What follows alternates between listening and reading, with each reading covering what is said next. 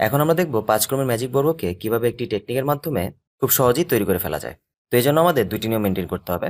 এক হচ্ছে আমাদের এই 5টি ঘরের মধ্যবর্তী যে ঘর সেখান থেকে আমাদের 1 হতে লেখা শুরু করতে হবে। তারপর এই প্রত্যেকটি ঘরের কর্নার থেকে আমরা একটি অ্যারো চিহ্ন অঙ্কন করব। অ্যারো চিহ্ন সামনে যদি কোনো ঘর ফাঁকা না থাকে তাহলে আমরা এই অ্যারো এর দুই পাশের দুটি দিকে লক্ষ্য করব। প্রথমে যদি এটির দিকে লক্ষ্য করি, এই অ্যারোটি এই বরাবর আর কোনো ঘর নাই, আর এই অ্যারোটির এই বরাবর অনেকগুলো ঘর আছে, যার সবার শেষ ঘর হচ্ছে এটি। তাহলে আমরা 1 এর পরে 2 লিখব এই ঘরে। সেমভাবে 2 থেকে এখানে আবার একটি অ্যারো চিহ্ন দিব। এখানে একটি ঘর আছে, তাহলে এখানে লিখব 3। তারপর এখানে একটি অ্যারো দিব। এখানে কোনো ঘর নাই, এই বরাবর কোনো ঘর নাই, এই বরাবর সবার শেষের ঘর হচ্ছে এটি, তাহলে আমরা এখানে লিখব 4। দেন এখানে অ্যারো, এখানে একটি ঘর আছে, লিখব 5।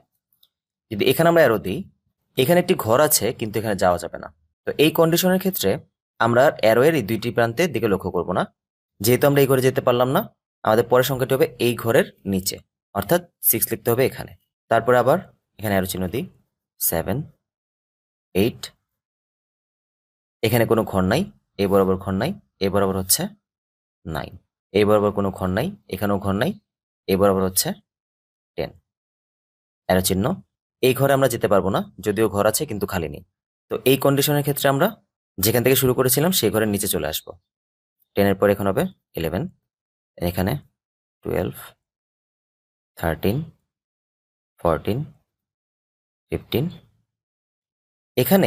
এখানেও কোনো ঘর নেই, এই বরাবরও কোনো ঘর নেই, এই বরাবরও কোনো ঘর নেই, অর্থাৎ কোথাও যাওয়া যাচ্ছে না। সেই ক্ষেত্রে আমরা নিচে এক ঘর চলে আসব, 16। তারপর আবার এরও দিই, এই বরাবর ঘর নাই, এই বরাবর নাই, এখানে হচ্ছে 17। অ্যারো, এই বরাবর নাই, 18, 19, 20। এই ঘরে যেতে পারছি না, এজন্য নিচে ঘরে চলে আসবো, 21, 22।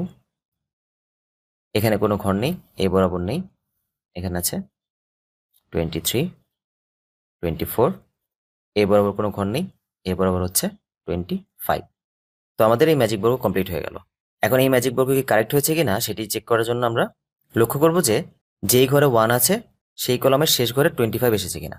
যদি এখানে 25 চলে আসে, তার মানে ধরে নেওয়া যেতে পারে যে আমাদের ম্যাজিক বর্গটি কারেক্ট হয়েছে। তো এই ম্যাজিক বর্গের বিশেষত্ব হচ্ছে আমরা এখানে যে কোনো রো অথবা যে কোনো কলাম বরাবর যদি আমরা সংখ্যাগুলো যোগ করি, এখানে সবসময় সেম মানটাই আমরা পাবো। আর এখানে এই যোগফল হচ্ছে 65। এটিকে বলা হয় ম্যাজিক সংখ্যা।